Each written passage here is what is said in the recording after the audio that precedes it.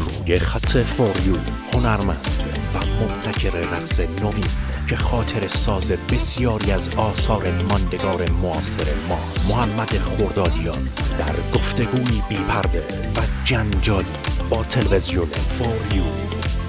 محمد خردادیان.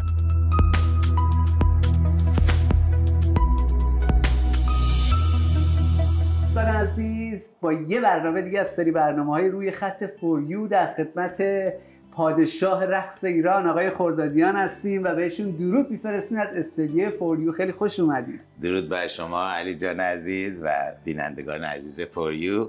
بالاخره ما اومدیم تلویزیون شما. بالاخره این اتفاق افتاد. یه آقای حجازی بود زمان شاه، بهش میگفتن صیاد ستاره ها. ایشون هم تو آلانیا صیاد ستاره ها شده. تور انداخت، ما تو دریا بودیم، ببین سبزم شدم، تو دریا بودیم، برای تعطیلات اومده بودیم، گفتن بیاین تلویزیون، چرا که نه.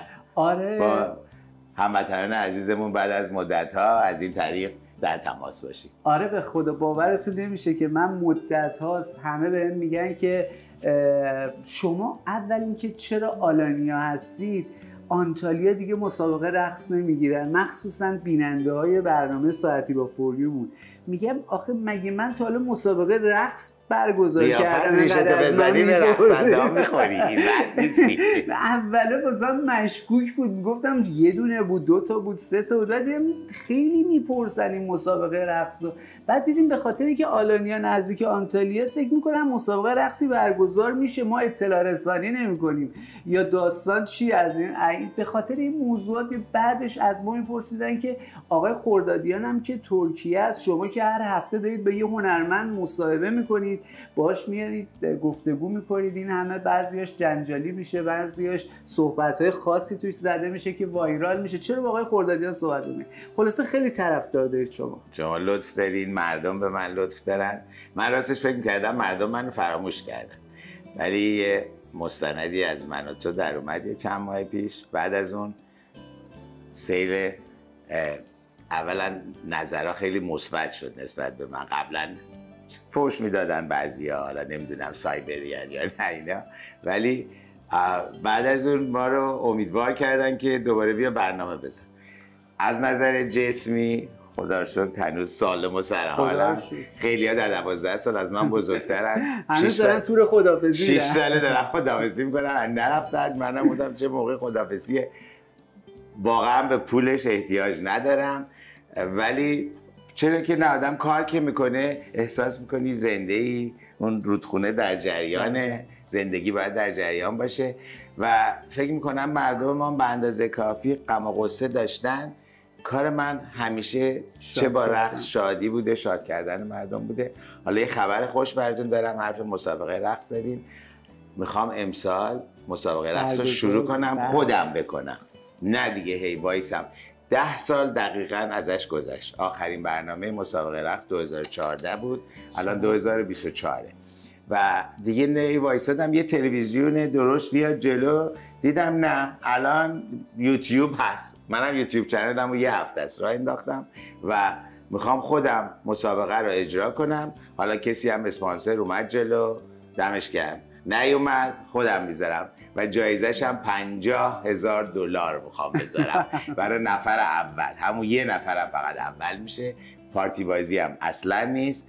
واقعا اینجوری که باشه دیگه هر ننه قمری یه کیف ببنده اینجاشو، یه موبایل بذاره اینجاشو، بیاد اون وسط غیر بده، نیست. باید درست حسابی بیان تو این مسابقه شرکت کنن و شرکت کننده حرفه‌ای باید باشه. یعنی اکثرا اونایی که تو ایران کلاس رقص دارن الان یه خورده راحت‌تر شده. امیدوارم که اذیتشون نکنن. تو ایران که رقص آزاد شده، خب دیدید دیگه، همه یه غیری میدن دیگه. بخوام این کارو حتما تابستون امسال که به زودی امکان داره اولیشو خرداد ماه که شنیدم ایران تعطیلی زیاده تو خرداد، اگه نه تیر ماه، دومیش که میشه نیمه نهایی مرداد، نهایی شهریور در 4 هفته. هر هفته 2 نفر میرن بیرون. هفته آخر شهریور نفر اول مسابقه رقص 2024 یا 2583 شاهنشاهی انتخاب میشه با دیپلم افتخار. بعد دیگه سال بعد امیدواریم تا وقتی زندم ادامه داشته باشه. یهو دیدین با صحبت جدیمون بشیم بپرسم ازتون اینکه اون موقع که شما ساکن ترکیه نبودید انقدر یعنی مثلا به این صورت که الان استیبل شدید توی ترکیه، این مسابقه رقص و اینا شروع شد و هر سال بود و الان که اینجا هستید موقعشه که این داستان یه ذره رسمیت بهش داده بشه. همونجور که به شما ایمیل میدن به منم زیاد رو اینستاگرام اینا میگن که چرا مسابقه رقص نمیذاری. راستش من عید نوروز همین گذشته 2-3 هفته پیش یه برنامه تو استانبول داشتم، استندآپ کمدی بود، ولی وسطش همه گفتن مسابقه رقص. شوخی یه در آوردم وسط، حدود 20 نفر، یه دونم $100 گذاشتم جیبم بودم به نفر اول چون همونجا بود. ولی این مسابقه رقصی که برای تابستون با برنامه ریزی میشه توی سالن درست حسابی و همه اونایی که شرکت میکنن مطمئن باشن که حتما رقص بلدن. خب پس الان استارت اولش رو توی کنسرت شهره جون توی استانبول گفتید صحبتش رو. آره و فرداش هم برنامه خودم بود اونجا اجرا کردیم، ولی اون مسابقه رقص نیست. الان تو یوتیوب چنل هم گذاشتم، ولی اون مسابقه رقصی که اونجا میبینین مسخره بازی اون بین همه جمعیت بود، خواستن همه خوشحال از سالن برن بیرون.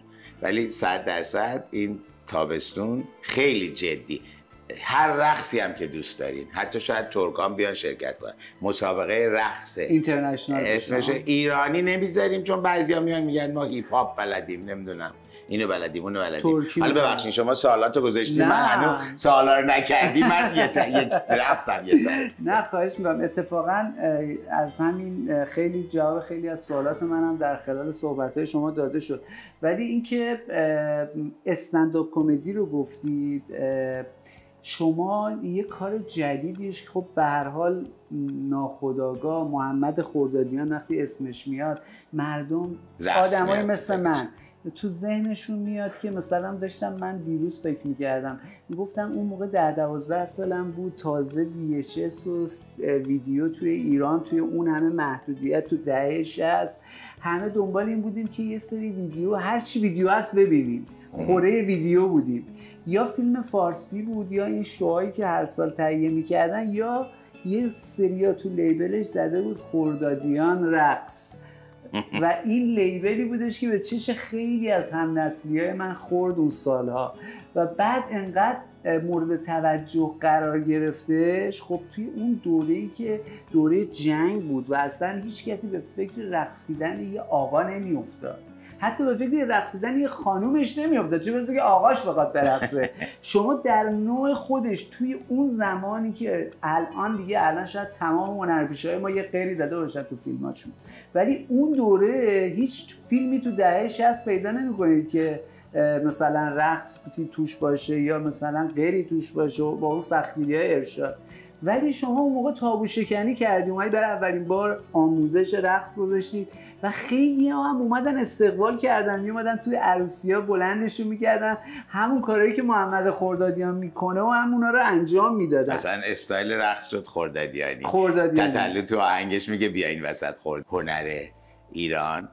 خب خیلی هنرهای دیگه اومدن یه عده بالاخره با چنگ و دندون نگرش داشتن، از موسیقی سنتی شروع کردن، الان به موسیقی پاپ رسیده، کنسرت ها جوونا میرن، خواننده های پاپ هستن، ایوان بند، هوروش بند، خیلی ماشاءالله هستن و همشون هم موفقن. ولی رقص یه خورده مظلوم قرار گرفته و من یه تنه سعی کردم زنده نگه دارم تا حالا و از این به بعدم تا زمانی که زندم و روپام و انرژیشو دارم و جیبم اجازه بده سعی میکنم خودم یه تنه برم جلو و این کار رو زنده نگه دارم. با همین کار مردم جوونا میرن تشویق میشن رقصای بهتر یاد بگیرن، رقصای محلی رو دوباره زنده کنن. مثلا طرف مازندرانی دوست داره بیاد رقص مازندرانی نشون بده، بفرمان این گوی و این میدان. ولی یه رقاص درست، یه رقصنده درست باید هر رقصی رو بلد باشه، نه فقط بیاد. حالا برای من بعضیا می‌نویسن تو که فقط 40 سال همین یه مدل می‌رقصی، اون مدل خردادیانیه، برای که سالسا یه مدل خودشه، استایل خودشه، بابا کرم استایل خودشه. ولی من اگه برین سرچ کنین تقریبا همه رقصا رو کردم، از باله گرفته تا بابا کرم، تا مینیاتور، تا بعضیا مطالعه ندارن یا همین سایبری هن که میان فوش میدن. ولی دم شما هم گرم، خیلی ممنون که به ما فوش میدین. ولی یه حرف قشنگی شما پیروز زدید، گفتید که توی دنیای امروز توی هالیوود بزرگترین آرتیستایی که میان جایزه اسکار میگیرن اگر بلد نباشن برقصن اصلا اون آرتیست جایگاهی پیدا دیگه نمی‌کنه. نداره. تو خواننده هم همینطور. شما خواننده‌هایی که سوپر استار میشن تو امریکا مثل مایکل جکسون، جنیفر لوپز، بیانسه، اینا همه اول باید برقصن. شکیرا، هر کی رو بگید. چه خواننده چه سینما. سینما مگه رقص بلد باشی تو هنرپیشه خیلی بهتری میشی، چون بدنت انعطاف پذیره. مثلا مش میزنن تو با مش میری کنار، ولی یه هنرپیشه‌ای که رقص بلد نیست، بدن انعطاف پذیر نداره، مثل آرنولد شوازنگر، حالا یه دونه بود که رفت بالا ولی معمولا نمیره. آلپاچینوش هم میرقصه تو فیلم ها بعضی وقتا. بله توی اون فیلمی که کوره اسمش چیه که یه فیلم هستش که نابیناست که خیلی هم سر صدا کرد، جایزه اسکار هم واسش گرفتش، اونجا داره با دختره در این نابینایی میرقصه. آره یعنی اینقدر به هر حال رقص تو هنرهای هفتگانه حرف اول رو میزنه. حتی قبل از تو امریکا و اروپا قبل از سینما و تئاتر میاد.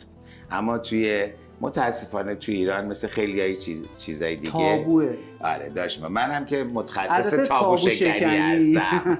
این هم یکی از اون تابو شکنی ها بود که سالها پیش کردم. و جواب اون حرفتون که اسم خردادیان میاد آدم رقص میاد تو نظرش، رقص هم یه سنی داره.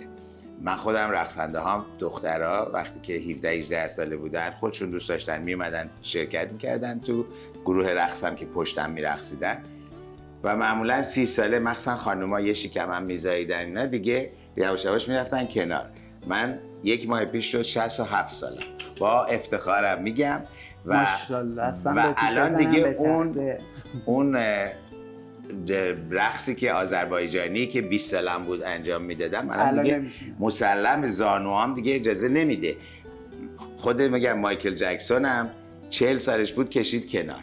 تو 50 سالگی این بچه‌هاش بزرگ شدن گفتن مثلا ما شنیدیم تو بهترین خواننده دنیا بودی پس چرا نمیبینیم؟ اومد یه تور This is it، یعنی همینی که هست و برای آخریه که بعد میرفت جلوی دنسرهای دیگه وای میستاد، پسرای 20 ساله دخترای 20 ساله.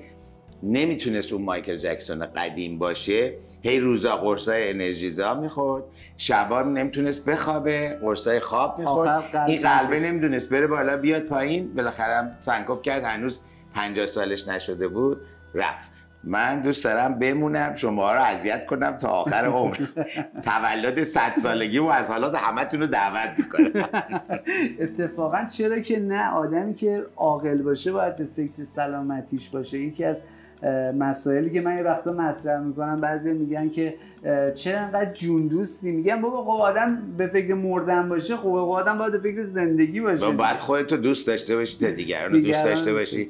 تو هواپیما نشستی، از بچه آدم عزیزتر که نیست. میگه اول ماسک خودتو بزن بعد ماسک بچه‌تو بزن، چون اومد و تا بیای ماسک بچه رو بزنی خودت هم قش کردی رفتی، دوتاییتون با هم میرین. ماسک خودتو که بزنی حواست به خودت باشه، میتونه حواست به دیگران هم باشه. منم خیلی به خودم میرسم، ویتامینامو میخورم، همه چی سر جاشه. بفرمایید. حالا در مورد استندآپ کمدی چی شد اصلا به فکرتون افتاد؟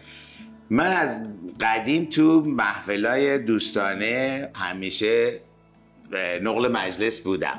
توی اون مستندم هم میگم زمانی که 16-17 سالم بود، وقتی ما رو با اتوبوس میبردن اردو یا تولد شاه بود 4 آبان، ما رو میبردن مثلا از اول مهر تا 4 آبان هر روز ما رو با اتوبوس میبردن استادیوم آریامهر که الان شده آزادی، میبردن اونجا تمرین کنیم که مثلا روز تولد شاه برقصیم. رقص که نبود، از این مثل گل درست میکردن بعد جمع میشدن مدل مستطیل دیگه که توی اون محوطه چمن انجام میدادیم. توی اتوبوس همیشه تای اتوبوس من از این شعرهای روحوزی میخوندم و نقل مجلس بودم. بعدها هم اومدیم امریکا، باز تو مهمونی همینجوری بود. حتی آقای کعبه‌ای صاحب پارس ویدیو روحشون شاد میگفت که تو بیا این آهنگای روحوزی رو بزن من اون موقع میگفتم وجهه رقصم رو خراب میکنه و پاس دادم به جلال همتی، بازم ایشونم روح ارشاد، همه رو باید بگیم هی روح ارشاد. جلال همتی شروع کرد و خیلی گرفت. پارتی وان، پارتی تو، حالا اون آهنگا رو اونجوری میخوند. من همون کارا رو میکنم، هم جوک میگم، شوخی میکنم با همه. و الان که دیگه رقص یه خورده کم رنگ شده، اگر بخوام کاری بکنم، رفتم تو کار تئاتر، فکرم آسونه. دیدم کار تئاتر هم خودم تنهایی خیلی راحت از پس خودم برمیام، ولی اون موقع گروه مثلا لباس رقص بعد میکشیدیم از این ور به اون ور، حالا اومدیم تئاتر باید مبل و میز صندلی و مثلا حتی یه آسون ترین صحنه، مثلا یه اتاق پذیرایی، یه چیز ساده، ولی باز باید یه مبل بذاری، 2 تا صندلی بذاری، نمیدونم گل بذاری. دیدم وای چقدر سخته با این کمر، حالا بیا مبل بکش. یه جایی میری واقعا هیچی ندارن، هیچی. یه جایی همه چی رو آماده میکنن، یه جایی میری هیچی ندارن، خودت بعد آستینو بزنی بالا شروع کنی این کارا رو کنی. گفتم ولش کن، استندآپ کمدی خودتی و تنها یه دست لباس میشی همینجوری با یه پیرن یه شلوار میری رو سن و با مردم شوخی میکنم و هیچی کم نمیارم. اینو آقای میری، بازم خدا رحمتش کنه، امشب فکر کنم شب جمعه است، ما باید بگیم خدا رحمتش کنه.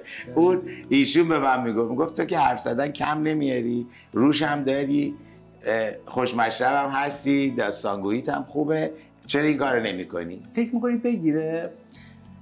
شما چی فکر می‌کنی؟ من که 2 تا پرده دیدم از خنده ترکیدم، یعنی اصلا همینجوری تو آفیس خصوصی براش برنامه اجرا کردم.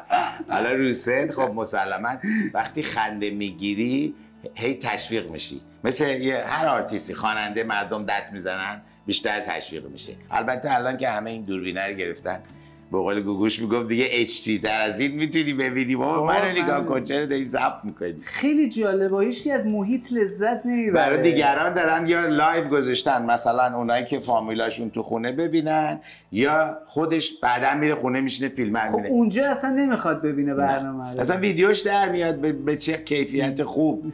ولی متاسفانه حالا برنامه ما بیاین ضبط کنین ببینین. نه خب من میدونم مردم از من تا حالا حمایت کردن، از این به بعدم ما رو میکنن حمایت. این یکی از تیکه‌های استندآپ کمدیه، جای فعل و فاعل رو عوض میکنم. هیچ هم بی تربیت نیستم دیگه. کباب که نمیاری؟ کباب بلاست بدن.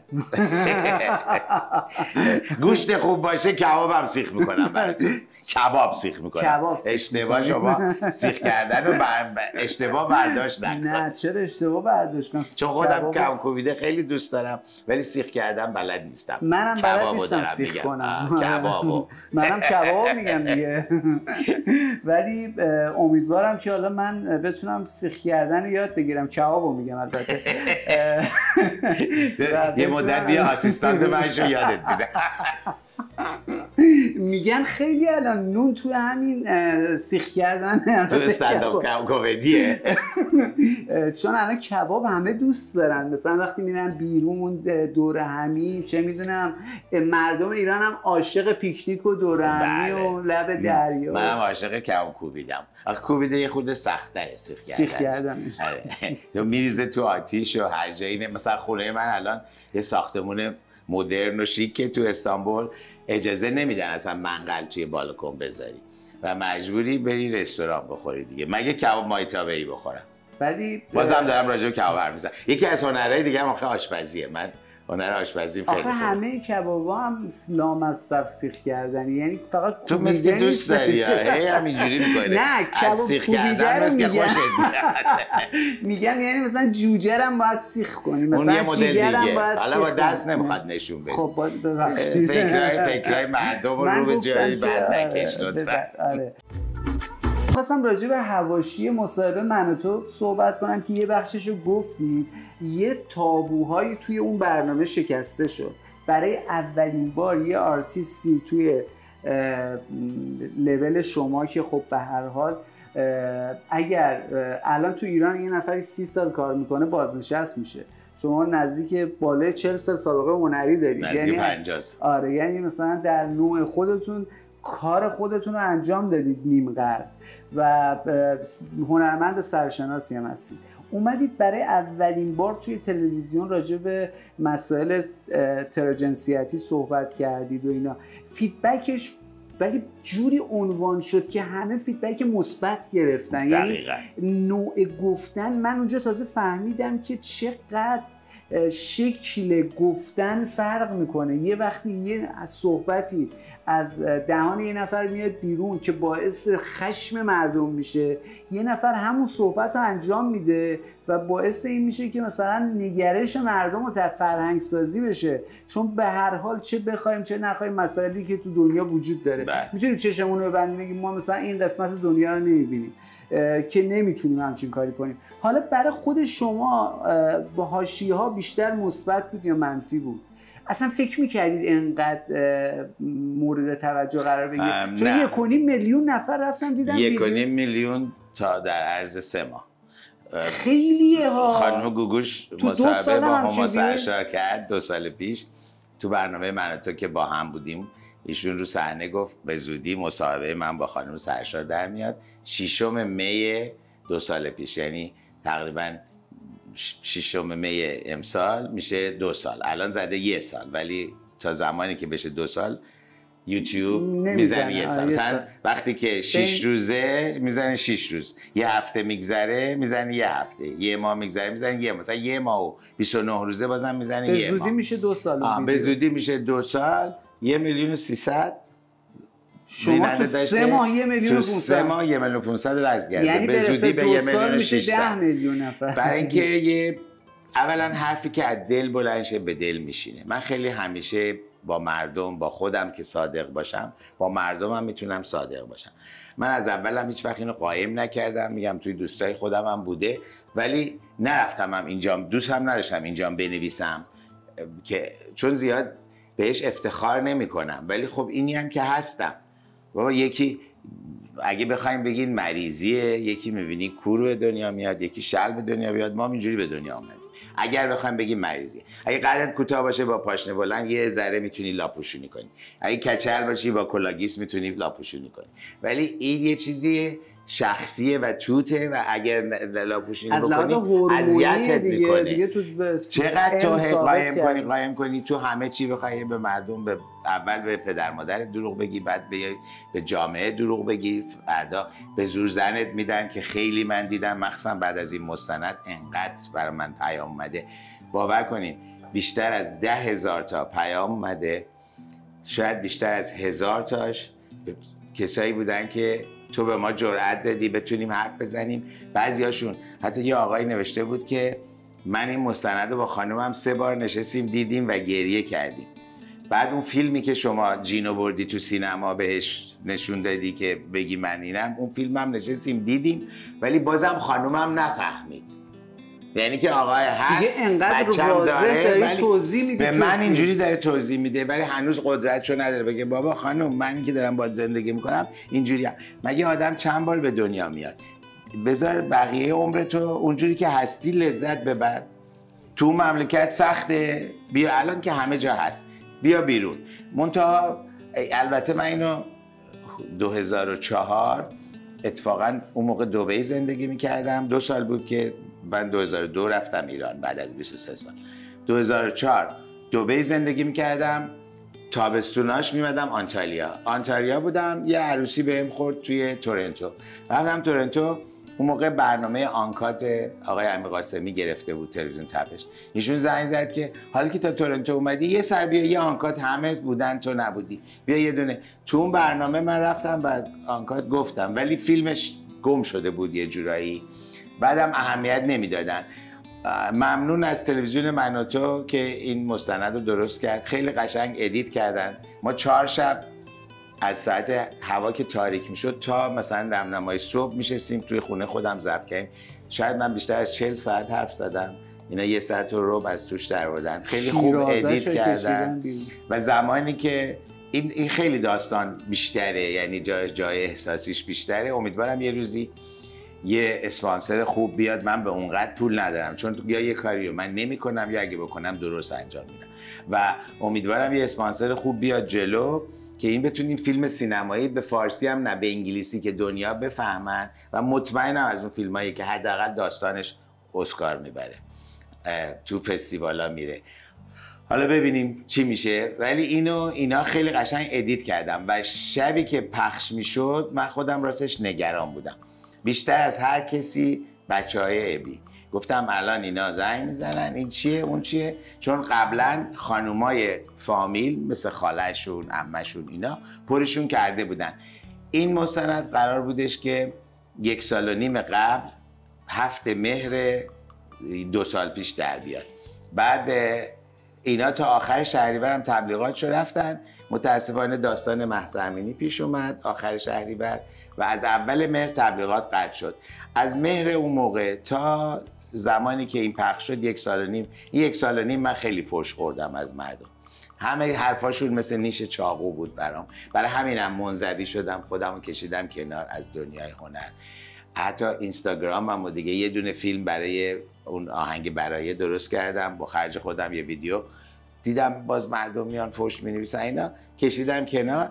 ولی وقتی این پخش شد تمام اون نیش چاقوها تبدیل شد به عسل و طلا و شروع کردن مثبت حرف زدن و این باعث شد که به من دلگرمی دادن و حداقل منو فهمیدن. وقتی منو بفهمن بگم خیلی مادر گریه کنون برای من پیام وایسی گذاشته رو اینستاگرام که مرسی از تو که منو به پسرم نزدیک کردی. پسرم داشت میرفت معتاد میشد، تو باعث شدی من برگردم. الان موهای تنم داره سیخ میشه از بس که از این پیاما اومد، چون همه جای دنیا هست. آقای احمدی نژاد چند سال پیش اومد تو تلویزیون ما تو ایران اصلا ما نداریم. مثل که ما بگیم مثلا ببخشید شل نداریم، کور نداریم. همه جور آدم همه جای دنیا هست و باعث و بانیش هم امکان داره همون پدر و مادرن. ما نمیدونیم اون شب شاید مثلا باباه یه چیزی خورده، فرض نمیدونم مثلا اوکادو خورده، هنوز علم دنیا نفهمیده این از چی میاد. ما الان 4 تا خواهر برادریم، اون 3 تا بزرگتر از منن، من آخریم. اون 3 تا ازدواج کردن، هم برادرم هم 2 تا خواهرام بچه دارن. اصلا هم اینطوری نیستم. ولی من از اون کوچولویی پس 2-3 ساله بودم مامانم میگفت، مثلا دوستان میگفتن کاش ما یه چش نداشتیم این بچه ما بود، اینقدر تمیزه. مثلا بولیزام همه تا که الان دیگه چه جوری لباسام آورده بودم، از این همیشه مرتب تمیز بودم. اینا یه ذره اثراتشه و اکثر این بچه‌ها آرتیست میشن. حالا یکی میره دنسر میشه یا میکاپ آرتیست میشه یا این طراح لباس میشه. اکثر طراحای لباس بزرگ دنیا الان تو خیلی کارا طرف اصلا نمیفهمی دکتره، ورزشکار اینجوری گنده سیبیل کلوف میاد. ولی سلام جین، فقط یک کلمه محمد رو به تو میسپارم. خیلی من محمد خردادیان رو با رقصیدن میشناسن.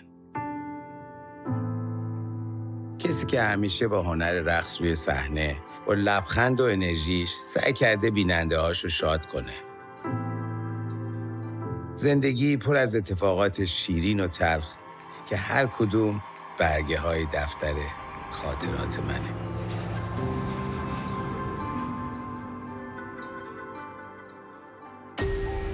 اما این عکس‌ها یه داستانی دارن که هیچ کس نمیدونه. داستانی که کلی حرف تو دلش داره و تو بیشتر لحظات زندگیم با من بوده. این داستان جین،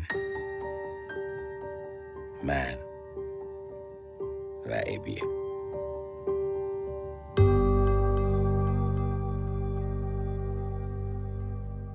فکر کنید الان با 30-40 سال پیش فرق کرده؟ خیلی فرق کرده. من یکی از تبوشکنای قبل از ما فرخزاد بود و ایشون هم همجنسگرا بود، با تا خودم آخرین هم دوست بود. لحظه برگشت گفتش ولی سعی میکرد که خیلی هم راحت بود تو شو اینا، ولی چون مملکت ما آمادگی اینو نداشت، این نمیدونم چرا اون موقع تبوشکنی نکرد. ولی به هر حال باید یکی شروع کنه. تو هر چیزی رو باید یکی قدم اول رو برداره. تو اینم من والا 2004 که با امیر قاسمی مصاحبه کردم توی دبی، یه آقای عرب اومدش جلو گفت که تو نه تنها آیکان میشه یکی که میشناسنش همه. آیکان ایرانی هستی، تو مسلمونام تو اولین کسی بودی که قدم اولو برداشتی و امیدواریم که این در باز بشه، چون منم مثل خودتم. راستش اون زمان خواهر من با یه پسری دوست شده بود. ما بالاخره بچه نظام آبادیم، یه ذره غیرتیم. من این پسر خوشم نمیومد. اینم خیلی تو حرفاش میگفت ابی ابی میکرد. ابی هم محلی این پسره بود. من اصلا هنو ابیو ندیده از ابی خوشم نمیومد. تولد 19 سالگی من بود. اینم ورشته بود از پیش خود بدون که به من بگه ابی رو دعوت کرده بود. این تنها چیزی که فقط ازش یادمه کادو برای من یه پوستر بزرگ داریوش رو درست کرده بود، چون موقع داریوش خیلی هات بود که وقتی آوردن باز کردن با پونه زدن رو دیوار گفتن این کادو ابیه. آخر مهمونی قرار شد که خودمونیا یه مثلا 20 نفر که مونده بودن بریم کله پاچه‌ای. شب جمعه بود. تو را که داشتیم میرفتیم به طرف کله پاچه‌ای، من راستش یه دختر فرخنده دوست دخترم بود، فکر می‌کردم دوست دخترمه. یه مدل لباس دوخته بودیم و با هم یه مدل رقص تمرین کرده بودیم اون شب و اکثر پسرای محل دوست داشتم باهاش دوست شم، ولی اون دوست داشت با من دوست بشه به خاطر رقص. ولی یکی از دوستام اینو بلند کرد اون شب. تو ماشین فرخنده نشسته بود رو پای اون. من برای اینکه هرس بخوردم به اینا نگاه کنم هی اون برو نگاه می‌کردم، از شیشه بیرون نگاه می‌کردم. اتوماتیکلی ابی رو میدیدم. ابی هم با موتور بغل ماشین ما گاز میداد میومد. رفتم تو بحر این دیدم نه خوش قیافه است. توی امریکا شما سالیان سال زندگی میکرد.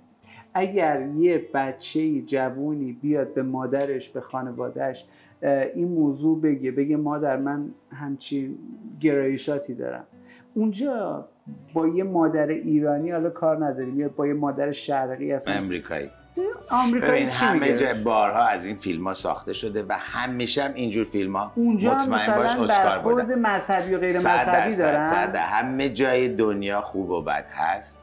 تو امریکا اتفاقا امریکا یه ذره عقب افتاده تر از اروپا است تو خیلی چیزا، تو خیلی مسائل. همین ازدواج تو زمان اوباما آزاد شد. تو زمان کلینتون خیلی سعی کرد ولی کلیساها به قدرت داشتن، به جمهوری‌خواها گفتن، جمهوری‌خواها قبول نکردن و زمان کلینتون توی ارتش آزاد شد، چون توی میلیتری کل ارتش، حالا نیرو دریایی، نیرو هوایی، اینا قبلا مثلا میفهم بودا همه شبا چون مثلا زنی تو گروه نبود ولی اگه یکی میفهمیدن یکی هست بقیه میمدن میزدنش، حتی میکشتنش. حتی هنوزم تو شهرهای کوچیک مثل نبراسکا، نورت کارولاینا، جاهایی که حتی شهرهایی هست که مثل ساوت لیک سیتی خیلی مذهبیه، تو اینجور جاها هم هنوز این هست. ولی تو شهرهای بزرگ مثل نیویورک، لس آنجلس، اینا خیلی آزاد با هم دست هم میگیرن، رو موتور هم بغل میکنن، دیسکوهاشون هست. اینا در دنیا عوض میشه ولی همه جای دنیا هست. بله. آقای خردادیان، محمد عزیز، من اصلا با آقای خردادیان گفتن چون همونجور که من میگم علی جان. آره محمد جان، راجع به این که الان برات اولویت استندآپ کمدی یا برگزاری مسابقه رقص؟ جفتش. من زیاد راستش فکر کار نبودم. میگم یه وقتا میشینم میگم چرا یه چیزی رو یادم نمیاد، نکنه مغزم داره هر کار میفته، آلزایمر دارم، میگم بذار کار کنم، فکر کنم. اینا الان استندآپ کمدی یه شاخه است، مسابقه رقص یکیه. همیشه دلم میخواسته، بزرگترین آرزوم اینه که این فیلم، این مستند فیلم سینماییش ساخته بشه.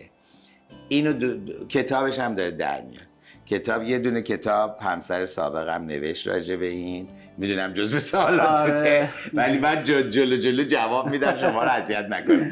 این نوشت ولی به من گفت که من میخوام، یکی از دوستاش که ایشون کانادایی بود و تو باله ایران تو تالار رودکی با هم میرقصدن، اون نوشته بود که مثلا بودن یک دختر غربی در انقلاب ایران. این گفت منم میخوام اون داستان اون دوره‌ای که ایران بودم و اینا رو بنویسم و تو اتوماتیکلی توش هستی. حالا میخوای با من همکاری کنی؟ تو که میخواستی کتاب اینو بنویسی.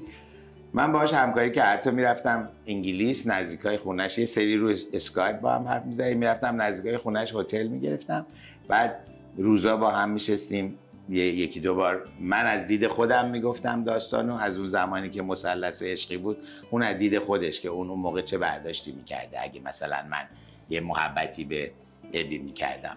و این کتاب در اومد، اسم انقدرم اون خانم منو دوست داشت اسم کتابم گذاشت برای عشق محمد. الانم تو amazon.com بزنین For the Love of Muhammad میاد بیرون. بعد متاسفانه ایشون تو 59 سالگی همسنم بودیم، 6 ماه من بزرگتر بود، الان من 67 سالمه، حدود 8 سال پیش فوت کرد. اون مرد محمد خردادیان رقصنده مشهور ایرانی بود. فکر کنم خیلی از بیننده های شما بشناسنش. هر چقدر رابطه هنری این دو اوج میگیرد، زندگیشان خراب و خرابتر می شود. As I said, there were problems with our marriage. زندگی خصوصی ما موفق نبود. از همون روز اول متوجه شدم که مشکلاتی هست. ما با هم خلوت نمی کردیم. در کتاب مفصل شرح دادم که چطور شد ما از هم جدا شدیم و محمد در بیرون از ایران سرانجام یه روز به من رو راست گفت که یک همجنسگراست. لحظه آسونی نبود، ولی خوشحال شدم که حداقل دلیل اون رفتارها و دوریها این نبود که زن دیگه‌ای در رابطه ما بوده. ما هنوز همدیگر رو دوست داریم و دوستای بسیار خوبی برای هم هستیم، ولی خب مسلماً از هم جدا شدیم. اون موقع من به خودم فکر کردم که چرا محمد این همه سال به من این حقیقت رو نگفته. طبیعیه، چون ذهنیت جامعه ایران درباره این پدیده همجنسگرایی محافظه‌کارانه است. مردم ما دیگه بسه چقدر مخصوصا امسال با بعدی روز اول فرامرز اصلانی عزیزم فوت کرد. شما هم باش دوست بودید؟ خیلی صمیمی بودم. این برمیگرده به اون سالی که انگلیس بودی؟ بله، سال 1980، یک سال بعد از انقلاب که من از ایران رفتم بیرون، توی کاباره با هم کار میکردیم. بعد از اون هر جفتتون همسرتون انگلیسی بود؟ بله، اون موقع ایشون 2 تا دختر داشت، دخترش رو گاهی وقتا می آورد کاباره. اتفاقا توی بزرگداشتش من اینو گفتم یه چیز 3 دقیقه‌ای، چون هر رابطه خانوما چطور بود؟ خانوما کمتر هم میدن، چون موقع فرامرز در شرف جدا شدن بود و گاهی وقتا بچه‌هاشو می آورد توی کاباره و خانم هم اون گوشه به اینا باله یاد میداد. اون موقع یکیشون 5 ساله بود، یکیشون 9 ساله و منم با فرامرز میشستیم تمرین گیتار، بهم گیتار سعی میکرد یاد بده با هم. بعد تو امریکا با هم سعی میشدیم، بیشتر خونه هامون نزدیک هم بود. یه وقتا میگفت امشب شراب با کم باشه بیا اینجا با هم بخوریم. بعد دیگه تو تورا، مثلا یه تور دادم آلمان داشتیم، از کاسل تا دوسلدورف با قطار ما 2 تا با هم رفتیم. پس خیلی خاطره دارید؟ خاطره خیلی داریم، ولی توی بزرگداشتش خانمشون گفتن که هر هنرمندی میتونه تا 3 دقیقه بیشتر نشه، چون تعداد زیاد بود. و دیروز در اومد، دیشب من توی یوتیوب نشستم تا 4 صبح نگاه کردم. منم دیدم. آره و خلاصه امسال با مرگ فرامرز اول فروردین، 13 فروردین، آقای داوود نژاد دوست دیگه‌مون. اکثرا متاسفانه همش ایران نگاه میکنی هنرمندا سر قبر رو نمیدونم توی بزرگداشت یکی فوت کرده اینا. یه ذره دلم میخواد مردم شاد بشن، هم با استندآپ کمدی هم با مسابقه‌های رقص، و مطمئنم مسابقه‌های رقص خیلی موفق میشه، مخصوصا که جایزه بزرگ دیگه همه میدوئن. 50,000 دلار خیلی هیچ هم نی. بابا تلویزیون من و تو برای 5,000 دلار 10,000 دلار چرا؟ طرف الان 5,000 دلار خرج میکنه. 15,000 پوند استانبول نه 50,000 دلار بود مال من و تو. نه برای آکادمی بود، برای بفرمایید شام و اینا 5 تا 10 برای استیج بفرمایید شام که 1000 پوند میدادن، 1000 دلار یا 1000 پوند بستگی داشت کجا باشه. MBC پیجیا که رو چای نفت خوابیدن 50,000 دلار بود برای اونی که آقای ابینا هیئت جوری بودن ایران گات تالنت. شما میخواید پوز هیچیو نمیخوام بزنم، حقشه کسی که خوب باشه واقعا حقشه بیاد. میگم امکان داره ترک باشه، امکان داره از انگلیس یکی باشه بیاد. خب دیگه خیلی ستمه این همه زحمت بکشیم آخرش بیاد نه ایرانی باید بره. ببین من میخوام به رقص احترام بذارم. من برای رقص ایرانی زحمت کشیدم 50 سال زندگیم، الان 67 سالم، من 17 ساله بودم به طور حرفه‌ای که خرجم از رقص دارم شروع کردم به رقصیدن و الان میخوام برای رقص زحمت کشیدم، الان میخوام اونام زحمت بکشن بیان. کاری نداره برو بشین فیلم، الان دیگه ماشاءالله این اینستاگرام و راحت شده هست، بشین رقص. یه دونه شو هست جنیفر لوپز اینا میشینن هیئت جوری، اون شو $1 میلیون جایزشه. حالا من $1 میلیون ندم ولی واقعا وقتی میان این بچه‌ها میرقصن دهنت وا میمونه. من جای اونا زانوم درد میگیره، کمرم درد میگیره. شما بیاین زحمت بکشین، نه الکی اینجوری برای مهمونی میرقصی. برو بابا اینجوری میرقصن تو اینو میزنن یه چیزایی از خودشون در میارن. من نمیدونم مال افغانیه با دستبنداشون، ولی نمیدونم چرا تو ایران میاد اینجوری. تو هم بد نیستی، برو تمرین کن. یهو دیدی من توی از این فیلم‌ها دیدم اینجوری میکنن، گفتیم دیگه ما که هیچ کاری نمیتونیم کنیم، حداقل اینو انجام بدیم. مسخره میکنن. من میخوام از مسخره بازی در بیاد به یه لول بالاتر بره، به عنوان یه هنر بهش نگاه کنن. واقعا توی مهمونی ها و جمع های خودمونی وقتی مثلا دیگه جمع خیلی خودمونی میشه، این فاصله بین رقص و مسخره بازی اصلا خیلی کم میشه. یعنی مثلا طرف فکر میکنه چون این آدم داره میرقصه اجازه دارم برم باش هر جور شوخی بکنم و این خیلی موضوع جالبیه که هیچ وقت من از این نگاه به رقص نگاه نکرده بودم که این تو فرهنگ ما فقط تو خارج از کشور یه نفر میرقصه جدی بهش نگاه میکنن، تشویقش میکنن، ولی توی ایران فکر میکنن که مثلا یه کار خیلی داره میرقصه دیگه، یا مثلا خیلی چیز معمولی نگاه میکنن. بخوایم نگاه عوض بشه. شما توی این همه سال با همه هنرمندا که قدیمی بودن، نگم حالا همه به جز حالا داریوش و خیلی هنرمندا که سبکشون نمیخوره، با بیشتر هنرمندا فعالیت و همکاری داشتید. حالا اگر مثلا با خیلی‌ها توی موزیک ویدیوهاشون در سالها میومدش که یادم تو دهش است با طراحی رقص شما میومد، آهنگ آقای معین بود، خیلی هنرمند مرتضی اکثرا گفتن رنگی ویدیوهای ما رو شما رنگین تر میکنی و این ویدیوهای عید نوروز که در میومد تقریبا تو با اکثر هنرمندان یه وقت هم شاگرداتون میفرسته داره. بله به جز خانم گوگوش، آقای داریوش، ابی و سیاوش قمیشی تقریبا با همه من کار کردم و خوشبختانه چون رقیبشون نبودم رفیق همشون هستم و بیشتر از هر کسی بکنم با مرتضی، شهره، لیلا فروهر، معین، اینا بیشترین فعالیت‌ها بود.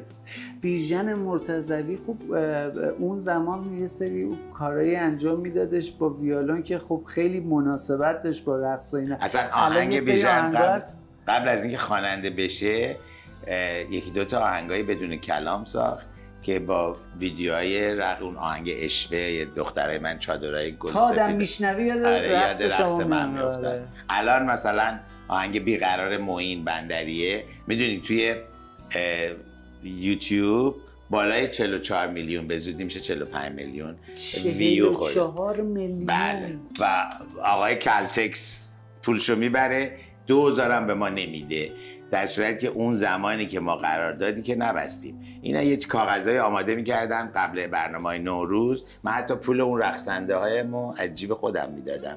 رقصنده میگفت تو میخوای معروف شی، من برای چی بیام اونجا شب تا صبح زحمت بکشم؟ حالا زیاد نه، نفری $100 $150 بهشون میدن. ایشون یه چیزی میداد ما امضا میکردیم، برای اون ویدیوهای نوروزی اجازه داده بودیم. اون موقع اصلا یوتیوب نبود. اگه بخوایم میتونیم راحت وکیل بگیریم همه پولمون رو ازشون بگیریم. 44 میلیونیه میدونید چه عددی فقط میشه؟ من نمیدونم، بهم میگن نمیدونم اصلا. ولی به زودی با برنامه‌های مسابقه رقص 44 میلیون که هیچی 85 میلیون میزنیم. حالا منم میخوام از اول تا آخر برنامه و همیشه ما زیرنویس هنرمندا صفحه اینستاگرامشون رو میکردیم، حالا اگر شما موافق باشید تو زیرنویس شما صفحه یوتیوب هم یوتیوب رو بزن هم اینستاگرام، خیلی هم خوشحال میشم که از الان اطلاعات این مسابقه رقصی که قراره برگزار بشه رو باید از طریق یوتیوب چنل خود محمد جان خردادیان برید ببینید و شما هم که میایین تو یه سابسکرایب کنید دیگه. نه پولی میدی نه کاری میکنی، مثل ایرانیه که توی فیسبوک نه چرا کم نمیکنن. نه میگن چرا بکنیم، چرا اون بره بالا ما پایین بمونیم. از بس حسودن، من نمیدونم چرا.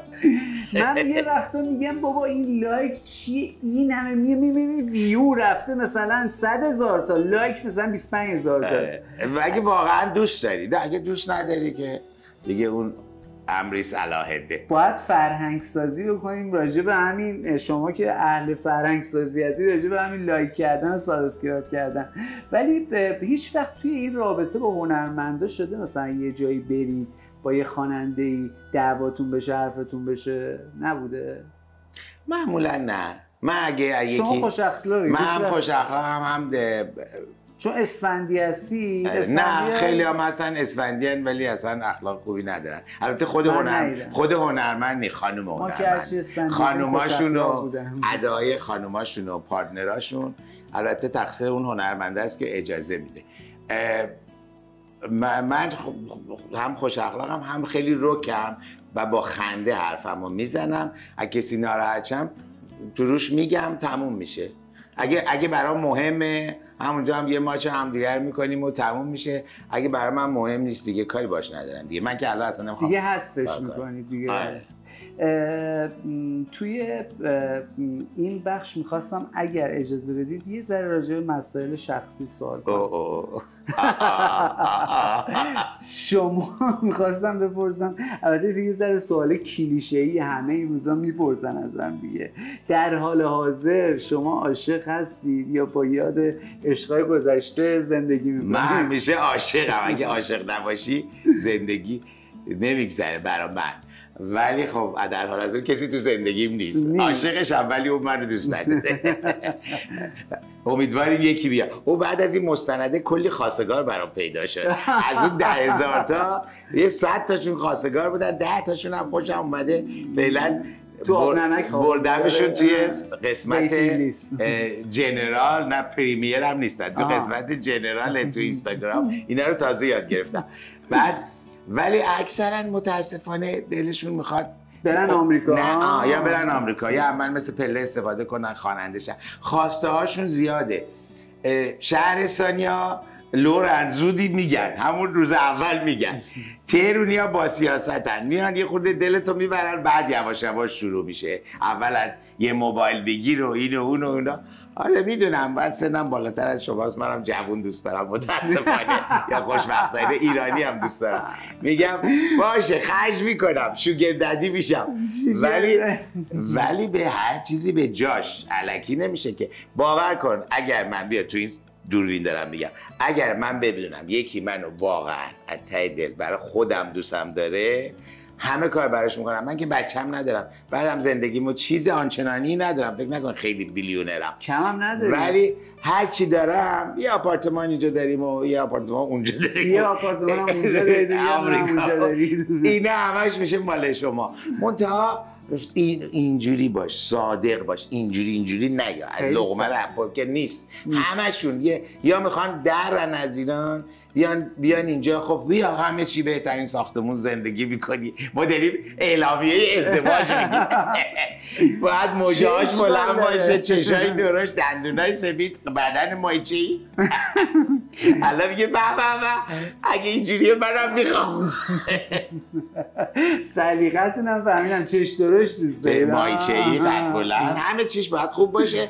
ولی بعد از همه اینا یا قبل از همه اینا قلب خوبی داشته باشه، آدم مهربون. من آرامش میخوام، من دیگه کارامو کردم، الان آرامش میخوام. با هم بریم مسافر. الان مثلا چرا من باید بیام آلانیا تنها باشم؟ البته با 4 تا دوستام اومدم، اما اونا دو تا زن شوهرن، شب اون 2 تا میرن تو اون 2 تا، اون 2 تا میرن تو. ما باید متکا بغل کنیم بخوابیم. چرا؟ حیف نیست آخه همچین چیزی همچین لعبتی تنها بمونه. به خدا اصلا واقعا من که میگم همین که فقط شما صحبت کنی طرف بلند میشه هر ساعتی از شب باشه کبابو درست میکنه. بابا آشپزی باز تو رفتی تو سیخ کباب. آشپزی میکنم انگشتاتم باهاش میخوری دیگه. نمیدونم چی میخوان اینا دیگه. متاسفانه همه دنبال یه چیزی هن. دهه 70ها اخیراً دهه 80 میره جلوتر بدتر. نه اونا دیگه جوجن برای من. دهه 70 پرفکت دیگه. آخرین لیمیت دهه 70 برای سن من. سن شما. حالا اگه دهه 80 حالا میرن میگه این بچه باز شد. ما ببین هر کاری بکنیم توش حرف هست. من اوایل مصاحبه میکردم زیاد حرف میزنم، گفتن چقدر حرف میزنی. بعد یه مدت حرف میزنم گفتم لالی مگه حرف نمیزنی. و هر کاری بگم یه وقتا میگم شما بگی من چیکار کنم. من مثلا ابروامو تتو کردم. آقا موش کمه. وقتی کمه میگن چرا به خودت نمیرسی؟ چرا نمیری اینجوری کنی؟ حالا تتو کردین شما دستور بدین ما چیکار کنیم. من قبلا یه بار اینو تو سمت نو تو من و تو گفتم. متاسفانه سلیقه‌ام. خب بریم سوالای کلیشه‌ای. اولیشو گفتی. راجب ما هم گفتیم خواستگارا اینستاگرام. آخرین رابطه‌ای که داشتید کی بوده؟ رابطه که دیشب. ولی اینا یه شب هست شوخی میکنم. نه رابطه عشقی. من خیلی آدم عاشق پیشه‌ای هستم. میگم مثلا همون ابی هنرمنده همه اینجوریه. عشق ملکوتی بوده. الان 44 ساله که ندیدمش. 38-9 ساله که فوت کرده و هنوز روزی نیست که من یادش نباشم. و باور کنین بعضیش یه گل میبینم بوی یه عطر چیزی میاد یادش میادم. آهنگای داریوشو میشنم یادش میاد. یعنی غیر ممکنه در طی روز چندین بار یادش نیفتم. و بعد از اون یکی دو بار بوده منتها میگم همشون داستان داشتن دیگه. یه چیزی میخوای اوکی در نوکرت هم هستم چرا که نه. ولی این که آدم حس کنی تو 100% اونو دوست داری اون 10% هم دوستت نداری یه ذره دردآوره. پس هیچ وقت هیچکی جای ابیو نگرفت تو زندگی برای. نه متاسفم. پس تمام صحبت هایی که توی اون مستنده میشد از دلتون میومد. دقیقاً برای همینم به دل مردم نشست. بعد خیلی جالب بود که همش هم مستند بودش. همه عکس برای همه چی داشتن. تو گفتی برای ابی مثلا عکس داریوش و مثلا مهمونی عکس میومد. یا مثلا یه جای کار برام سوال بودش که وقتی ابی ازدواج کرده عکس صورت خانومش مخدوش بود. اون چرا مخدوش شده بود یا نمی‌خواست نشون بدی؟ نه اون خانم اصلیش که باهاش تو تصادف فوت کرد نه اون اصلا نشون ندادیم. خودتون می‌خواستید نشون بدید. بچه‌هارم چون اون موقع 1 سال و نیم پیش خالش و اینا خیلی بهشون حرف چیز زده بودن اعتراض کرده بودن. بچه‌هارم عکس بچه‌هارم مثلا نذاشتم.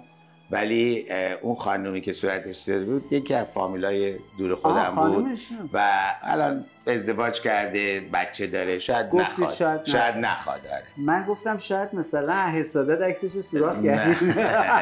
ای کاش. اتفاقا تنها کسی که این مستند در اومد اعتراض که همون بود که چرا عکس من رو برو بابا اصلا کسی تو رو نمیشناسه بی خودی از خودت حرف میزنی. خب بعضیا خودشون فکر میکنن الان خیلی یه چیز گنده ای الان اسمش رو نمیخوام تو تلویزیون ببرم ولی نیستن نمیدونن نیستن. خب الان که به عقب نگاه میکنید پشت سرتون نگاه میکنید فکر میکنید توی کارتون توی زندگیتون تا این لحظه آدم موفقی بودید؟ تو کار خودم بله. یعنی احساس رضایت داری؟ من همیشه راضی بودم. من اون زمانم که سرم شلوغ بود کار میکردم یه سال عید نوروز میدیدی $300 در می آوردم. یه عید نوروز میدیدی $300,000 در می آوردم. همیشه راضی بودم. یادم یه سالی مثلا 10-12 سال پیش بود با آقای شبخیز دبی بودیم میگفتش که آقای خردادیان کلاب زده و اون موقع کار مدیریت کلاب و اینجور چیزا رو در کنار رقص چجوری توأمان با هم انجام میدادید؟ من هیچ وقت یعنی هم پول خواننده رو میدادید، هم مدیریت کلاب رو میکردید، هم بعد خودم نمیرقصیدم. نه اون موقع من از ریسک هیچ وقت نمیدادم. الان بیا دیگه میگم 2 ماه دیگه میخوام $50,000 بدم، نمیدونم از کجا بیاد ولی میاد. نگران نباشید. بابا من فکر کردم الان تو اون کیفته. آره آوردم بدم شما نگه دار برام. من خب چون امانتدار خوبی ام. آره بلو وزن. نقدم آوردم 5 تا دسته $10,000 پیش شما بمونه. باشه کیف آقای خردادیان رو بذار تو کمد. 22 فروردین 2002 میلادی من رفتم ایران.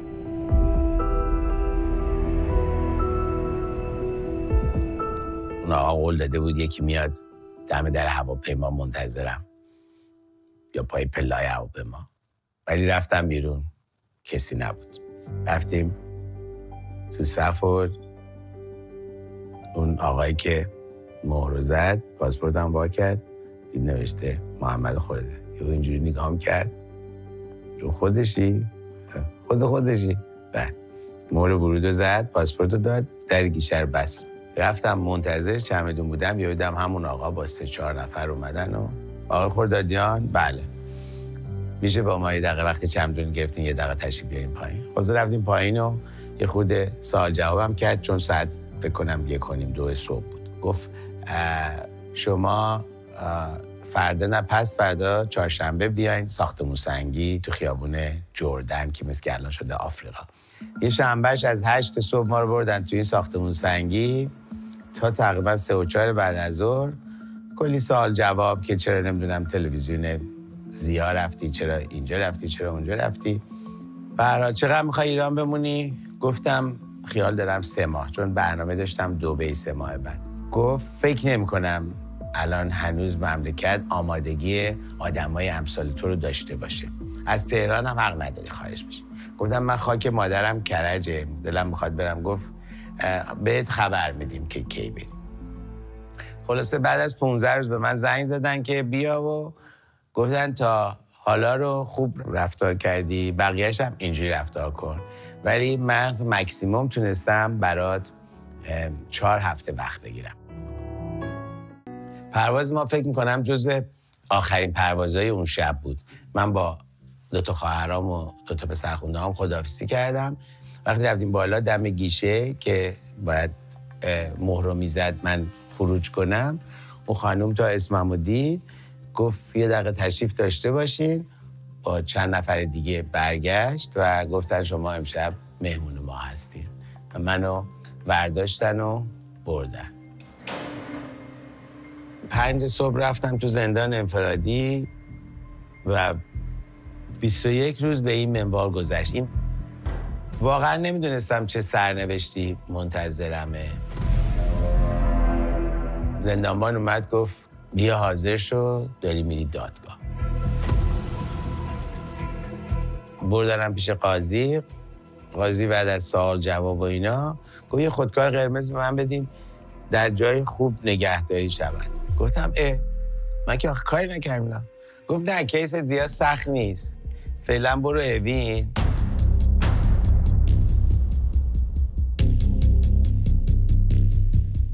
تو دادگاه تجدید نظر همه این حکم‌ها برداشته شد و خلاصه به محضی که این دادگاه تموم شد من از ایران خارج شدم. درست بعد از آزادیم از ایران بود، رفته بودم دبی.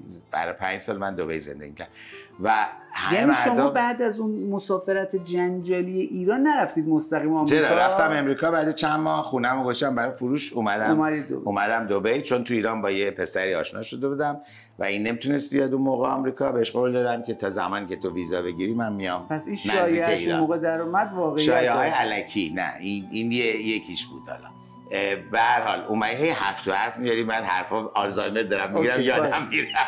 منم آخه بدتر از خلاصه نه اون موقع اومدیم تو دبی، من تو کاباره کار میکردم، مردمم خیلی برای دیدن من لطف میکردن میومدن. همین فکر میکردن الان تو زندان مثلا به من 2 تا شاخ در آوردم، دم در آوردم.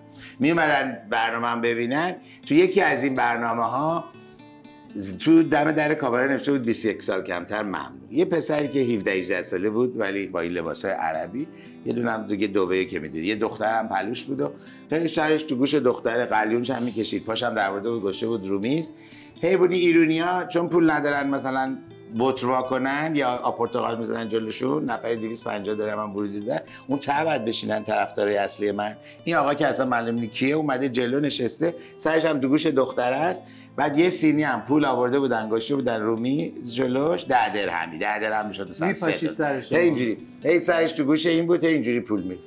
بعد پول که میریزن 2 تا کارگر بیچاره یا فیلیپینی یا هندی هی میان زیر دست و پای ما جمع میکنن. منم دارم با 4 تا دختر روس و اوکراینی که منم یه ذره میترسیدن که خراب کنن من دعواشون کنم، تو یه سن کوچیک ما داریم 5 نفر میرقصیم، این زیر دست پای ما هم اینا، دخترم هی میترسه پاشو بذاره رو دست بیچاره، که همینم شد. یه پاشو گذاشت، من شو رو استاپ کردم، به دخترها گفتم برین لباس عوض کنیم برای شو بعدی، برای رقص بعدی. گفتم آقا من نمیدونم تو کی هستی، خیال میکنی شیخ محمدی؟ چیز بدی نگفتم، یعنی شیخ محمد اینقدر مقامش بالاست که تو اون نیستی. مثلا به یه خانم میگن You think you are Queen Elizabeth، مثلا فکر میکنی ملکه الیزابتی، یعنی این مقام اون بالاست. این آقا حالا یه پخی بود رفته بود، شاید باباش کسی بهش برخورده بود جلو اون خانم، من اینو بهش گفتم این پولا تو جیب من نمیره، میره تو جیب صاحب کلاب. یه دنسر، یه رقصنده، حداقل یه هنرمند کلا احتیاج داره که بهش توجه بشه. شما خواننده حتی تو دستشویی هم هستی صداشو میشنوی، ولی رقص رو برای هر کدوم از این حرکات من زحمت کشیدم و به دخترای زبون نفهم یاد دادم. تازه رقص رو که یاد میدی باید اشوم به یادشون بدی، دختر مثلا اوکراینی یا روس و اینا که رقص ایرانی رو نمیتونن اونجوری بگیرن. بعد تو اصلا به من نگاه نمی‌کنی، یه پول ارزونی خودت. این آقا بهش برخورد، رفت فرداش گفتن تا نمیدونم چند قدمی کاباره نمیتونی بیای. این داستانم من اولین بار دارم میگم.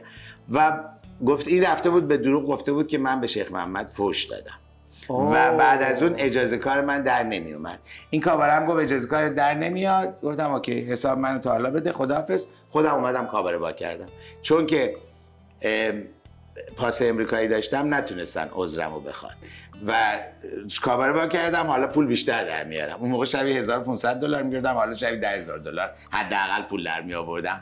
کاباره رو خودم هم اداره میکردم، میمدم اون بالا میشستم، زدم هم تو خط لاله‌زاری چون تو میدون عبدالناصر بود. داره و آقای اساری که میومد میگفتیم که آقای اساری مثلا آهنگ آخره بگو که مگه میشه کاباره خردادیان باشه، خردادیان نرقصه. مردم هم دست میزدن چون شایعه کردن که خردادیان نمیرقصه. دم دی تو دی که فلایر پخش میکردن، بچه‌ای هم که فلایر پخش می‌کردن چرا نمیرقصه، میرقصه. بعد گروه رقص هم میرقصیدن، بزرگ نوشته بودیم گروه رقص محمد خردادیان کوچولو، همون دختر روسا میرقصیدن رقصای منو. و آخر شب یسری یه آهنگ بابا کرمی میخوند، من میرفتم زودی هم یکی از گارسونا میدوید عین شو میشد، کلا میداد و من بابا کرمو میرقصیدم. بعد یه دونه به یاد آقاسی لب کارون رو میخوند، بعد دستمالای سفید همه بالا، یعنی قشنگ یه شو اجرا میکردم. کسی هم بیاد مثل مشتری دلم میخواد پاشم برقصم، به تو چه مربوط. اینجوری ما این کاباره‌داری رو ادامه دادیم. ولی اسمتون به عنوان کاباره‌دار اون موقع یه دوره مقطعی بین کاباره‌دارا مطرح شده. حالا اون موقع که اصلا کاباره‌داری مثل زمان شاه نبود که بگن آقا قربانی، سختم بود، ولی سختم پول بود. داشته باشی میشه. هنوز که هنوزه اون کاباره رو میگن کاباره خردادیان، هنوز به مردم میرن به یاد دیگه اون خیلی بی‌کلاس شده. اون برگه اومدن خیلی مثلا اون زمان آسانسوراش نو بود. من این دفعه رفته بودم دبی دیدم انگار مثلا 2000 سال از 20 سال ازش گذشته دیگه، 2004 بود الان 2024 عزیزم. آره اصلا خیلی انگار یه قرن از این هتل. اینم از کاباره، اینم از کاباره. خب در مورد منم داره سوالام به آخرش میرسه. بزرگترین آرزویی که فکر میکنی بهش نرسیدی چیه؟ عشق واقعی. پس این عشق هنوز سر دراز عشق واقعی واقعا نداشتم. اتفاقا همین ابی هم که بهش نرسیدی؟ نه، 3-4 روز پیش توی رستوران ریحون استانبول یه آقای اومد جلو گفت من نمیخوام اذیتت کنم، من وایسته بودم قنادی شیرینی بخرم، گفت نمیخوام اذیت کنم، فقط میخوام بگم که من یه دکترم، اومدم بگم خیلی دوستت دارم، توی دانمارک دکترم، اینم پارتنرمه. پارتنرش یه آقای پسر دانمارکی بود. بعد به پسرم منو معرفی کرد، گفت ما مستندتو نشستیم با این، چون زیرنویس انگلیسی گذاشتن، گفت نشستیم با این نگاه کردیم و بعد عکس رو موبایلش هم عکس ازدواجشون بود. گفتم من همیشه آرزوی اینو داشتم که یه ازدواج واقعی، غیر واقعی خب عکس میگیری ولی واقعی باشه، منم یه روزی عکسشو بذارم رو موبایلم. الان خیلی سیاستمدارا شده که میان اعلام میکنن فلان سیاستمدار یا فلان وزیر امور خارجه، ولی برای ما هنوز پیدا نشد. ما سیاستمدارم نبوده نداره، گی هستش و اصلا هیچ مشکلی نداره. من کلا 3 سوال دارم، یکیشو الان میپرسم. اول راجع به اون کتابه که خودتون اشاره کردید قبل از اینکه من بخوام راجعش صحبت بکنم، خودتونم توی نوشتن کتاب جین نقش داشتی؟ نه من صحبت برش میکردم، بعد اون خود جین نوشت. من فکر کردم اصلا سورپرایز شدید یه دفعه فهمیدید. خود جین نوشتش، بعد به من گفت که این من چون تا حالا کتاب ننوشتم، جین گفت من تا حالا کتاب ننوشتم، برای ادیتینگش من پول ندارم، از شوهرم هم نمیخوام بگیرم. من کمک کردم که داد یه خانم انگلیسی ادیتش کرد، چون مثلا جای فعل و فاعل و اینا رو یه وقت عوضی نوشته باشه، اینا باید حتما اینجوری باشه. بعد داد به آمازون پخشش می‌کنه. اگر این کتاب بعد از ترجمهش درآمدی حاصل بشه، مال کیه صاحب اثر؟ اینو میگم پول ادیتینگش رو 2-3 دفعه من برم اونجا هتل بگیرم، اینا رو من کردم، ولی مثلا برام مهم نیست. خب بالاخره شو میذارم، نه ولی جین تا بیشتری خریدارشم خودم بودم. من اون موقع همین تئاترمو داشتم بین 2012 تا 2014. آره من 100 تا جین برام سفارش میداد، شیپینگش مجانی بود، میفرستادن امریکا، چون جین که سفارش میداد پول تکس نمیداد. بعد میفرستادن امریکا، من توی دیویدی کنسرت هم بود، توی برنامه‌های تئاترم بیرون میذاشتن رو میز میفروختن. البته بیشترش رو کادو میدادم، حوصله که اینا رو دوباره بکشونیم برگردیم لس آنجلس نداشتیم، کادو میدادیم. ولی ته کتاب جین گفته من اینو تقدیم میکنم به 2 تا دخترام. دختراشم هر دوشون ازدواج کردن، تو انگلیسن و باباشون هم دوست نداره اینا با من در تماس باشن. من از طریق مادر پدر جین که پدرش تازگی فوت کرد، از طریق اونا یه وقتا حال بچه‌ها رو 100% قرارداد اون نه، ولی خب من خودم دارم در میام. اگر بخوام فارسی ترجمه کنم صاحبش میتونم خودم باشم. فکر کنی از این کتابا باشه که مثل هری پاتر و اینا مثلا فروش میلیونی نه عشقیه. الان مردم متاسفانه هرچی چیزای تخیلی و هرچی مزخرفتر باشه بیشتر میرن میبینن دیگه. از خواننده‌های خودمون بگیر، هرچی مزخرفتره بیشتر آهنگاشو گوش میدن.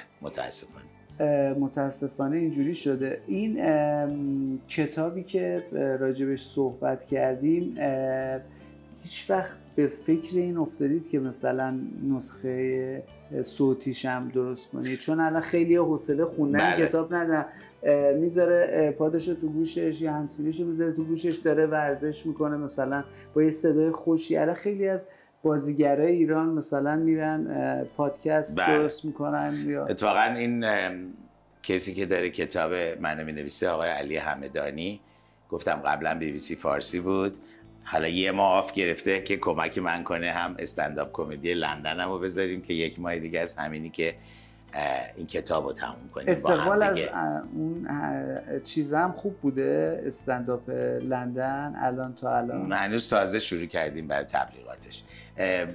قرار شده که این کتاب رو ایشون وقتی که مستند منو تو دید گفت تو خیلی قصه گو قشنگ، قصه گو خوبی هستی با صدای خودت، مثل خانم شورا آقداشلو هم صدای خودش بود کتابشو در آورد. کتاب صوتیشو خودم میگم.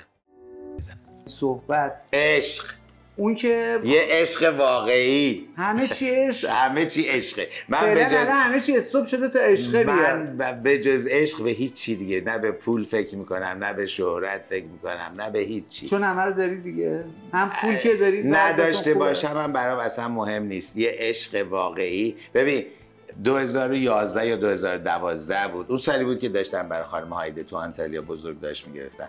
براتون تعریف کردم 2 روز پیش. من به دعوت یکی اومدم توی همین هتله که رو تپه‌اش یوتوپیا برنامه داشتم. سال نوروز 12 شب بود حدوداً. من برنامه‌ام اجرا کردم. خب اون موقع که روسن بودم و موقع سال تحویل به قول امریکایی‌ها کاونت داون کردیم، 8 7 6 اینا سال تحویل شد. همه دوتا بودم، هر کی عشقی داره بغل کنه اینا. شب رفتم، بهترین سویت هتل رو به من داده بودن. از 3 طرف منظره داشت، 3 تا بالکنی داشت، جاکوزی بالا سر تخت بود و فلان. چون عید بود، عیدا خلوته، اینا هم گفته بودم بذار اینم ستاره شونه یه اتاقی بهش بدیم.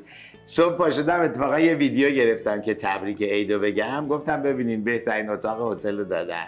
همه اینا ما دیشب که موقع سال تحویل روسن بودیم، آرزومه که سال دیگه این موقع منم با یه عشق تو این اتاق باشم. تنهایی چه فایده داره؟ تو بهشتم تنها بری جهنم. سویت مگه خونه خودم بهتر از خونه سویت ها ایناست. آدم عشق که باشه توی چادرم بخوابی. فیلم سنچوری دیدی؟ به سر معتاد بود نمیدونم فلان اینا، تو چادر افتاده بودن به حتی تو چادر میخوابیدن. ولی عشق که باشه تو هر جایی میتونی با هم زندگی. ولی متاسفانه عشق مرده. من احمقم فقط ایرانی دوست دارم با زبون فارسی با هم حرف بزنیم. وقتی میاد خونه ببین یه امریکایی میاد، مثلا من کباب کوبیده درست کردم، کباب مایتابه‌ای، این دفعه سیخ نکردیم، نه مایتابه‌ای، میاد تو what is that smell، میگه این چه بوییه، مثلا بوی پیاز و این چیزاست اینا. بعد که شاید بخوره بگه به بچه خوشمزه است، ولی دیگه حال تو رو خراب کرده با اون ای که اول گفت. ولی ایرانیه نمیگه. ایرانیه میگه به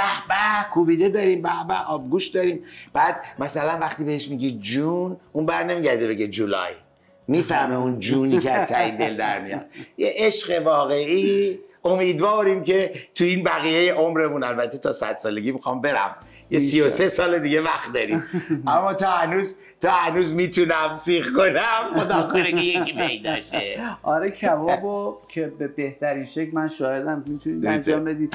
و یه چیزم که من بگم، برای آخر برنامه هیچ خاطری از خانم هایده نداری؟ زیاد دارم با خانم هایده، چون اون ویدیوتونم هنوز که هنوزه. یه وقتا من میرم توی اون قسمت هایلایت این اینستاگرام میبینم یه وقتایی توی موقعیتایی میذارن بعضیا، دیدید که اتفاقا یه 13 به دری بود که ما سال اول که رسیدیم، خب من یه پسر 23 ساله بودم، خجالتی بودم، جینم که بیچاره انگلیسی بود، هرچی ما میگفتیم پاشو برقصیم. یه 13 به در بود توی حیاتی بود. بعد قرار بودش که چون هوام این یه هفته به عید ما ضبط کردیم 13 به در، بعد چون عید همه خواننده ها میرفتن این شهر اون شهر، بعد هم هوا ساعت 6 تاریک میشد، اینا هم تا دونه دونه قرار بود 10 صبح بیان، 4 بعد از ظهر تازه دونه دونه پیداشون میشد. و کوروش بیان گفت که همه برین بشینین دیگه کات نداریم، یه سره بریم. کلا 1 ساعت جام جم برنامه داشت، یه رو بهش آگهی بود، 45 دقیقه می‌خواستن ضبط کنن. تصویری که همه نشستن اون یکی دیگه است که آقای معین توشه، اون سال بعدشه. بعد اون سال مثلا هر خواننده‌ای میخوند هی به ما اینجوری میگه همون پا میشدیم دوتایی میرقصیدیم، من و جین. آهنگارم اولین بار بود میشنفتیم، همه آهنگای جدید آورده بودن. همون لحظه که میشنفتیم، همون لحظه. خب رقص یه نواخت میشه، یه مدل میشه. من و جینم که روی این تمرین نکردیم، یه جایی رو با هم میکردیم. حتی خانم هایده خون بهار بهاران خیلی آرومه، انگار ما اینجوری اسلو موشن داریم میرقصیم. این سال گذشت. سال بعد من خورده پروتر شدم، با کوروش بیبیانم دوست شدم. گفتم کوروش اونی که خونه خانم من هستیه. گفتم کوروش من امسال یه دونه بیشتر نمیرقصم، خواننده ها یه دونه میخونن، 2 تا میخونن، من 2 تا میرقصم. چون پارسالی رو مثلا قاسم گلی خدا بیامرزتش دوباره میگفت ما با دوستان نشسته بودیم، اولی که شما بلند شدیم به به چه قشنگه، چون یه چیز نو بود. دومی به به، سومی باز اینا بلند شدن. مقصر من نبودم، اونا میگفتن ما هم یه بچه بودیم و این چشم همجوری. این من حتی لباس رقص درست نداشتم، اون پیرنی که پیرن آبی که تنمه، حالا شاید یه روزی حراج بذارم، آقای ویگن مال جوونیاش بود دیگه، گنده شده بود، شونه‌هاش پنجه بود، اینو داد به من. جلوش یه گیتار بود، پشتش هم یه گیتار، ما روش جلیقه پوشیده بودیم که گیتار معلوم نشه. این گذشت. سال بعد تو خونه خانم مهستی من داشتم به کوروش اینو میگفتم، خانم مهستی گفت من چون میزبانم پس باید با آهنگ من برقصم. گفتم چشم. یه آهنگ با خانم مهستی بلند شد. مرتضام که همیشه پوش میکرد، مرتضام گفت یه دونم با من. گفتیم چشم، یه دونم با مرتضی. اتفاقا خانم آیده که داره میخونه اون آهنگی که با داری است، میگه دی را دی دای دار، هی از پشت اگه دقت کنین از پشت اینجوری میکنه به مرتضی گلی عیانی، میگه بگو بلند شد.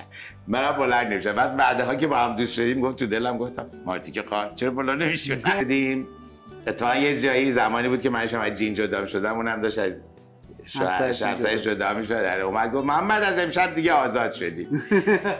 خیلی با هم خاطره داشتیم. اصلا اون زمانی هم که خانم هایده فوت کردن هم شما بله بودم توی خط. متاسفانه یکی از این تعارف‌های ایرانی، فامیلای دورمون، مادر جاری خواهرم اومده بود اونجا، خونه ما بود، من برم برادرم از فرودگاه برداریم، 2 برادرش قرار بود برسه، 3 هم مراسم هایده شروع میشد. دیر رسیدیم. رفتیم فرودگاه، اون آقا دیر رسید، تا برش داریم بیایم به ختم برسیم. تو صف و اینا من نیستم ولی بودم. آره، تو تصویرها شاید نباشه. شما یه جوری الان تاریخچه مشترک با کل هنرمندای لس آنجلسی توی نیم قرن گذشته اید دیگه. تقریبا. یعنی تقریبا حداقل از زمانی که رفتم لس آنجلس که 1980 میشه. دقیقاً همه اون سالهایی که موزیک تو ایران قدغن بوده و فقط در لس آنجلس می اومده، مخلوطش محمد خردادیان هم باهاش می توش بوده. و خیلی خوشحالیم که امروز میزبانت بودیم محمد جان. فوق العاده بهمون منت گذاشتی اومدی. من از اخلاقت، از رفتارت، از منشت خیلی لذت بردم. امیدوارم که مردم از این برنامه خوششون اومده باشه. حالا من نمیدونم بعد از اون که نمیدونم سینم گرفته شد، من باید سینم بگیره. شما با اسپره صاف گردید، من اسپره ندارم. ما اینجا رفتیم تو دریا، تو عید نوروز رفتیم دریا، یه احساس میکنم یه ذرم سوختید تا گلوم میخوره. آره اون که خوشتیپ میکنه. آره خوشتیپ تر مثلا ریش سفیده اینجا سبزه میشه، آدم خوردنی میشه. ولی در کل اینو میخوام بگم که امیدوارم این مصاحبه شروعی باشه که ببینید بیننده های ما با بیننده سایر تلویزیون ها فرق دارن. و بعدم من با محمد جان صحبت که میکردم برای این برنامه، خب قبل از این برنامه مصاحبه که نمیشه گفت، فیلم مستند وزین من و تو ازشون پخش شده بود و دوست داشتن یه کار متفاوت انجام بدیم، ولی متاسفانه زمانی که اومده بودن آلانیا خوردیم به تعطیلات عید فطر و اینجا 1 هفته کاری همه تعطیلن. ما 3 تا اکیپ فیلمبرداری بیرون داشتیم که هر 3 تاشون، یکیشون استانبول بود، یکیشون آنتالیا بود، یکی دیگهشون هم با دوست دخترش اومده بود رفته بودش مسافرت دیگه. بعد شانسی ما بود. آره. من دوست داشتم بودم همش تو استودیو بشینیم دوتایی، خیلی همون کلیشه‌ای میشه. بریم بیرون، انقدر منظره‌های زیبا اینجاست دم دریا بگیریم که قسمت نشد. تابوی روی خط فوری توسط آقای خردادیان شکسته شه که نشد شکسته بشه، ولی امیدوارم که توی برنامه بعدی که اومدید با هلشات و با 7-8 تا دوربین بریم لب دریا و تو دریا و شما حالا همینه که زایدی بزرگش کن، درست پخشش کن تا ببینیم خدا بزرگه. تا بعد قربونت برم، خیلی خوشحال شدم. قربونتون برم. خدا نگهدار. خانم آقایون، امیدوارم که از این ویدیو بتونین به خوبی استفاده کنین و میدونم که از هفته آینده همتون رو تو مهمونی‌ها میبینم دوتایی با هم یه مدل میرقصین. به امید دیدار در ویدیو شماره 3. قربون شما. خداحافظ. اوکی، بزن بریم. بای.